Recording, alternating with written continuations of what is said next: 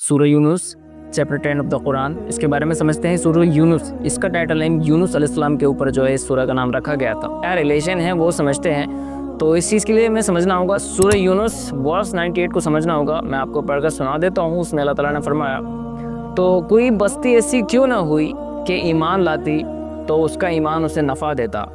تو یہاں پر اس چیز کا ذکر چل رہا ہے، پہلے امتیں جو تھی ان پر جب عذاب آ جاتا تھا تو تب جو ہے اللہ تعالیٰ سے وہ توبہ کرنے لگتے تھے اور ایمان لے آتے تھے۔ فار ایگزامپل جیسے فرعون پر عذاب آیا تھا تو وہ اللہ تعالیٰ سے جو ہے توبہ کرنے لگا کہ میں ایمان لاتا ہوں، لیکن اس کی جو ہے توبہ قبول نہیں ہوئی تھی، کیونکہ اللہ کا اصول ہے جب عذاب آ جائے گا تو اس کے بعد جو توبہ قبول نہیں ہوگی۔ کوئی امت جو ہے ایمان لاتی تو اس کا ایمان جو ہے اسے نفع دیتا، لیکن یونس علیہ السلام کی قوم ایمان لائی تو ہم نے دنیا کی زندگی میں ایک مدت تک جو ہے، ایک مدت کے لیے جو ہے ان کے اوپر سے جو ہے عذاب کو ہٹا دیا تھا۔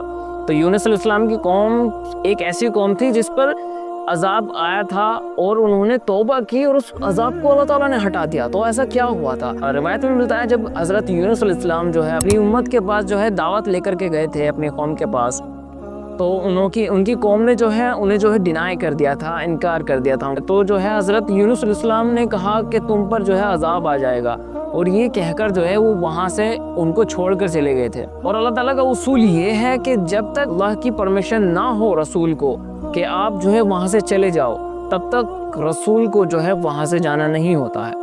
فار ایگزامپل جب تک اللہ کا حکم رسول اللہ تک نہیں پہنچا کہ آپ جو ہے وہ ہجرت کر سکتے ہیں مکہ سے مدینہ کے لیے، تب تک وہ وہاں سے نہیں گئے تھے۔